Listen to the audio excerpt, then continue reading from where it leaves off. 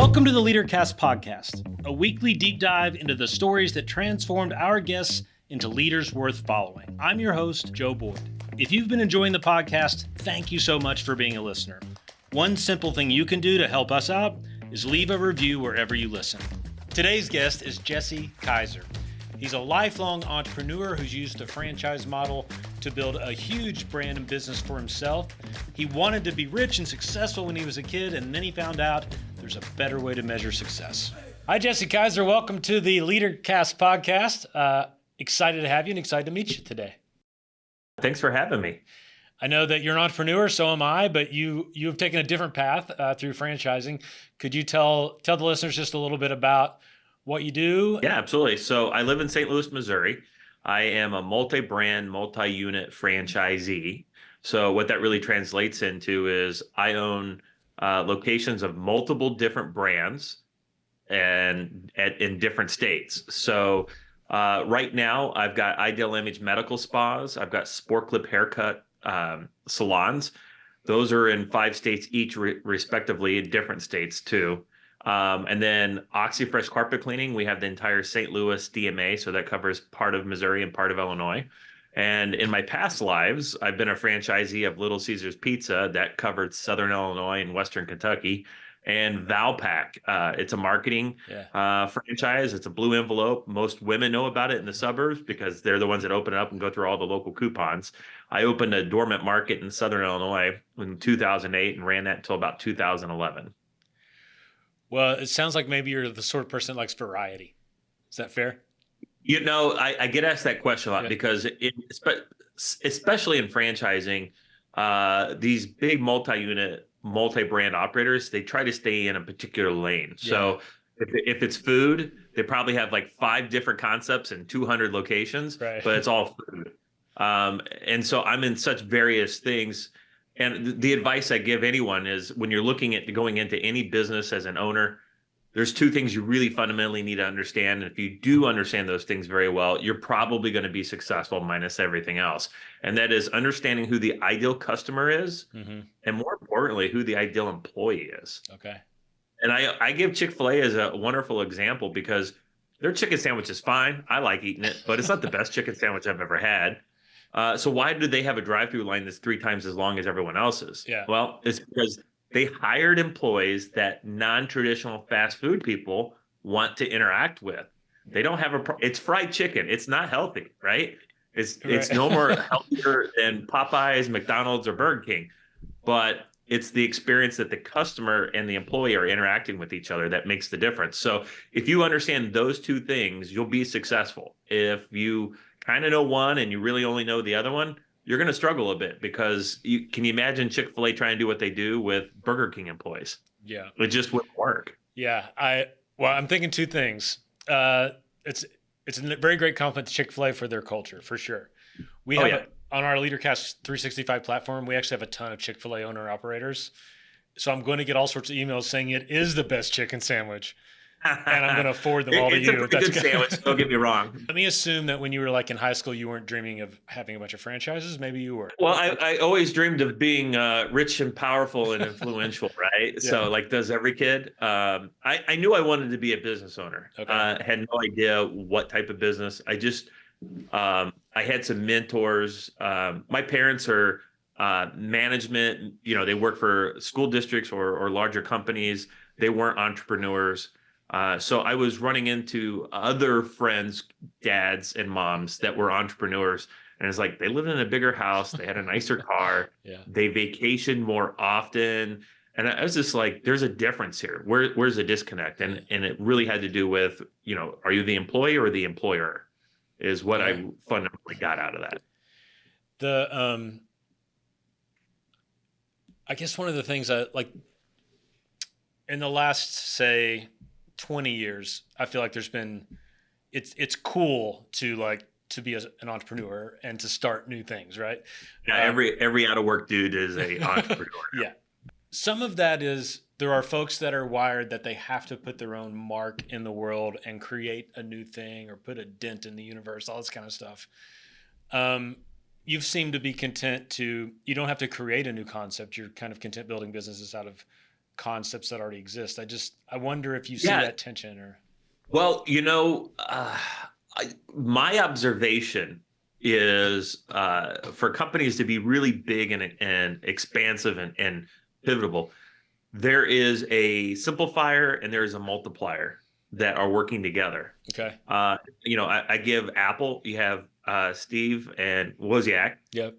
Steve Jobs was the multiplier, and that's kind of what I am. What I'm interested in is taking someone's great idea and seeing how big you can make it or how many times you can replicate it. Yeah. And the other Steve, he was the engineer, so he was all about simplifying the process and making the chips work better and faster and smarter.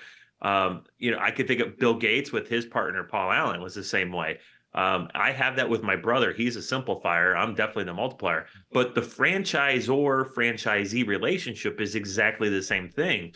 A franchisor is the person that comes up with the idea, and they're supposed to help simplify the process, whether that's more efficient marketing, better supply chain logistics, and then the multiplier, a guy like me. I go out, I find locations, I hire people, I train them, I manage them, I do the marketing. And so I multiply their idea. And so whether it's a franchise or not, I've just experienced the companies have the most impact or just you're seeing amazing growth. They have a simplifier and multiplier relationship with somebody. Yeah. Okay. That makes sense. I never heard it that way. Most people listening know what Sports Clips or Little Caesars is, right? So could you, when we just think about leadership, so think not the business side, just leading people, what have you learned or what was your process? Pick one of those two if you would. If you're starting a new Little Caesars or you're starting a new Sports Clips. Sure. In terms of the people element, as a leader, what are you thinking as you go in and build that team? Well, I could tell you I've done a 180 in my leadership style since I became an entrepreneur. So with very little leadership experience with employees, thank God my first concept was Little Caesars, where it's fast food, right? Yeah. I think most people, their natural inclination when they first get into leadership is to do more stick than carrot. Yep. Right. And how they motivate people. In the food business, you can use a stick. And when you whack them hard enough with the stick and they quit or you fire them, you can step right in and you can make the pepperoni pizzas until you hire someone else and train them. And I went through that process. But when I got into Sport Clips, you do not want me cutting your hair. And legally, I can't cut your hair because I'm not a licensed cosmetologist. So I learned real quick that to motivate and to guide these employees, I had to use pretty much all carrot. Right. Yeah. And now going back into the fast food segment, if you're using carrot more than stick, you're going to be a great leader and a great employer. Right. Yeah. I think everyone needs to know that you have a stick, that you're not afraid to use it. They probably need to hear horror stories of you using the stick, but it needs to be something that's like, that was a long time ago. And this is how he talks to me. This is how he treats me. And I really appreciate how he gives me respect. So I'm definitely a carrot guy, not a stick guy anymore. Could you give us examples of, I think I'm familiar with the carrot stick analogy. Has to do with a horse, right? Like you want to, originally that was the metaphor. You're going to get that. You say you can lead a horse to the water, but you can't make it drink, right? Well, how you get it to water? You can either whack it with a stick or tease it with a carrot, right? I'm just curious, have you had any creative carrots? Like as obviously the first things you can think of is pay people more, but or create a better culture, whatever. But what are the carrots that you're using to? Ooh. Well, this is where I get a little nervous calling it a carrot because sometimes the carrot can be construed as like manipulation, which it's not for me. Mm-hmm. But I can tell you, giving people more say in how processes and decisions are made really is a strong carrot. Just an example, like we're going through a process where most of my area managers discovered a different report that looked really similar to the report that I've been using for the last 10 years to give out bonuses to people. Yeah.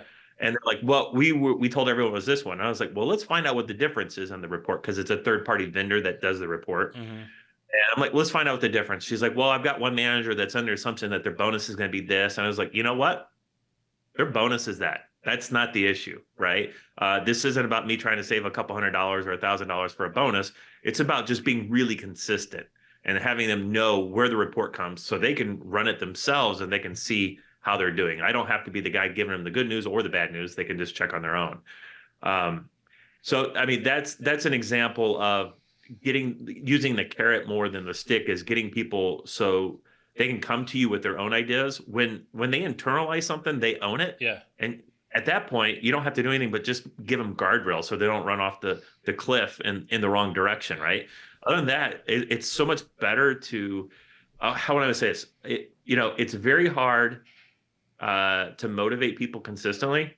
But once you inspire someone, it's really hard to take that flame out of them, right? Yeah. So you got to inspire them by letting them feel like they do have some true buy-in. I love that. And that's not manipulative at all. It would be manipulative if you said that, but actually we're never going to do what they brought to you, right? Right. Yeah. No. And to be honest with you, I'm probably the most ambitious, lazy person you've ever met. Man. I love to delegate. I love to train and get someone else to do everything. If I could figure out how someone else could tie my ties and lace my shoes up, I would just have them do it. But another saying I've heard, and I just tell everyone, if you want to go somewhere fast, you do it by yourself. But if you want to go far, you got to do it with others. Mm-hmm. And I've been fortunate enough that because I'm that ambitious, lazy person, I've always had to have other people with me doing some of the heavy lifting. And so I just realized they can lift more. They can lift it better than I can if I give them the opportunity to develop some skills and capabilities to do so. Love that. When you were younger and you knew you wanted to be successful, what dragon do you think you had to slay to get where you are? And how did that come about? What was the thing standing in your way? I definitely had a couple internal dragons, that demons that those are usually the biggest ones, usually. Yeah, and you know what? I can look back and do an autopsy on the old Jesse, and I can tell you that just how I viewed relationships was much different than I do now. In fact, the only thing I really care about now are relationships. I mean, I want good relationships with my employees, my friends, my family, my customers. If I have a good relationship with my customers, even though I don't know any of them because based on our businesses, I just don't interact with them. Yeah. But I still want them to have a good relationship with my brand and my employees. Yeah. So the relationship is probably the most important thing on how I value it. And like I say this, I've got really supportive parents, but they weren't entrepreneurs. And I remember I was working for a .com startup like in the late 90s. And so I'm like 23, 24. I'm making like $180,000 a year. That's a lot of money to a kid that age, especially back then. And, my dad just, he's giving me what he thinks is the best advice possible. And he's like, you need to put that in a Roth IRA. Right. You need to do this, you need to do this. And I was like, I hear you, but I'm going to start a business. I'm saving up. And I've listened to what you've told me all these years. I've already graduated college, so I can't pull it out for that. Mm-hmm. I just bought my first home last year. Can't pull it out for that. So the next one is when I turn 65, right? And I was like 24. It's like, that's not happening. I'm like, if I put it in there, I'm going to get penalized when I pull it out. Yeah. And, so he wasn't very excited about me going into business. I had a great job. I was making more than he was. He was really proud of me. And I think he was just trying to protect me and not make a mistake. But, those were some of the things where the people that would chirp in your ear. And, I lived way below my means for so long. I still do. Yeah. I mean, as I've made more, I get to enjoy life a little bit more, but I still live in a house much smaller than I can afford, as an example. And I just remember some old fraternity brothers were like, you're not making that much money or you wouldn't have bought a used Corvette. I'm like, dude, I wanted that particular year. There was a reason for that. And I bought that for my 25th birthday. So it was just interesting how people were like, you're not doing that well or whatever. I even had one friend that told me I probably don't make a lot of money because I sell $5 large pizzas. And I was just like, oh my God, dude, you have no idea what's going on here. Yeah. So I would say that, the doubters, were always a tough one. When I first opened up my first Little Caesars, we opened up in markets where there was a Little Caesars 7 years earlier before I came to town, and it closed because a lot of them closed at one point. Yeah. And everyone's like, they closed because they don't do delivery. I'm like, yeah, we're not doing delivery. And they're like, you guys are going to close. Okay, we never closed, And then when I got into Sporkless, we are like 99% male clients, right? Mm-hmm. A woman comes in, wants a haircut that looks like a guy's haircut, we'll happily do it. But we don't have the things in our salon to do women's haircuts. Right. And I just remember people going, "You really think you can make a good living only doing men's haircuts?" And I was like, well, "That's called a barber shop. I would think so." Yeah. So just every single time there was always someone like, "Are you really sure you think you can do that?" And sometimes these are my friends telling me that, and Sure. I don't think they're saying it to be mean. I think they're concerned, you Yeah. know. But as you get older and you become more successful, your friends change. You get new friends, and then some of your friends change with you, which is great. That's a great journey. So I don't hear that anymore, really. I now people are like, "Oh yeah, you probably do great at that." I get that kind of stuff. But that was a big demon in the very beginning. I felt Yeah. like I was all by myself. I didn't have family that supported me other than my brother. I didn't have anyone that was saying you should do this. Yeah. So it was totally my own doing to do that. As you've built your businesses, have you bumped into any 23, 24, 25-year-old kids that remind you of yourself? You're not a kid if you're listening to this. I know you're a grown up. I would say this to anyone that's listening that's at 20 something year Yeah. old. If you're like me and you didn't come from money, Mm. you're just middle class guy or working class. The only way I see anyone ever becoming wealthy is through sales. Mm. Is the only job you can take where your employer doesn't dictate how much you make. You dictate how much you make. Yeah. And to give you an idea, so I told you I was making 180. The next sales rep maybe was squeezing out 60. Yeah. I mean, it was just night and day difference. But I mean, what I was doing to get those sales and how many more hours I was willing to put in and get things done, and how much I was looking at creating my own processes and refining them to make the close dates quicker. I had an exit strategy. I wanted to get the hell out of that company. Not that I didn't enjoy working there. I just knew I was never going to be a partner. Yeah. It was just not a thing. So I had the end goal of I need to raise X amount of money so I can open up my first franchise. I'm curious. You're obviously a very success-driven guy, and interestingly, not all great leaders are. We can all have drive in different directions based on our sort of personality and what we're striving for. I'm curious because when you said when you were younger, it was like the house, the vacations, the freedom, or whatever.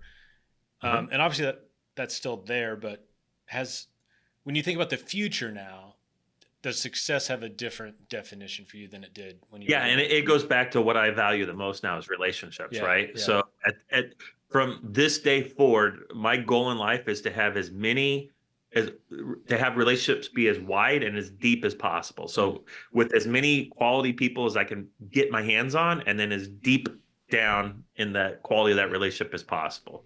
And that's it. So there's a lot of times I'll do things for other people and try to help them out. And they're like, okay, well, let me give you a finder's fee or something. Like, we're friends. Like, that's not what I just want you to be successful, because if you're more successful and we're still friends, I've got more successful friends, right? And that's what I want. Yeah. So I believe that relationships are like bank accounts. And if you just spend most of your time putting in deposits, when you really need to make a withdrawal, it'll be there. Yeah.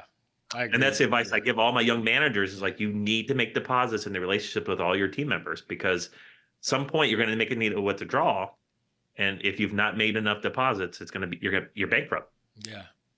That's awesome. I love that. And I've tried to live by that myself. I really appreciate your time today. It's been, your lived experience is so different than mine in your path, but it's been great to kind of learn from what you've been through and to apply that. I'm sure the listeners feel the same way.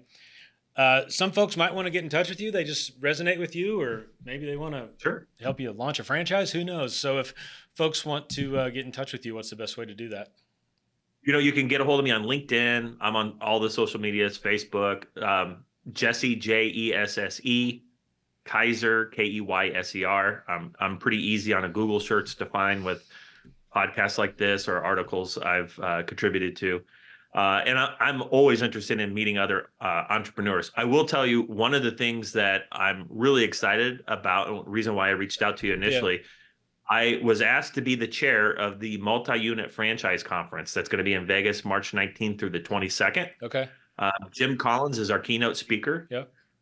If you are in franchising, you're interested in franchising, this is the franchisee conference to go to of the year. Great. There's well over 2,000 attendees. There's going to be vendors there that are franchisors that you can meet face to face. There's going to be other guys and girls just like me that are on panels speaking about their success and their failures. That's the other thing I've noticed. The more successful I acquire, the more friends I acquire that are successful, I should say. Yeah. The more I hear about their failures and their successes. They want to talk about their failures. Yeah. And it's not like, whoa, me, but they genuinely say, this was a reflective point. I learned this from it.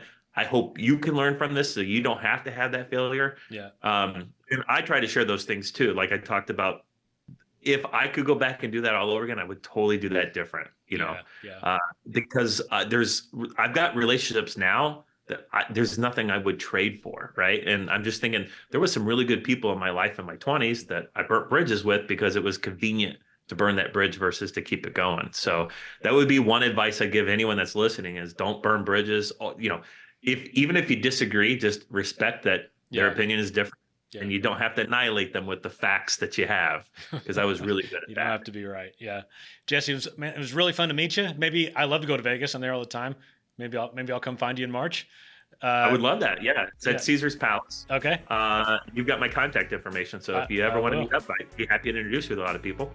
I love it. You're officially in the LeaderCast family now. Thank you so much for being a part of this, and we'll talk to you later. I really appreciate it. Thanks.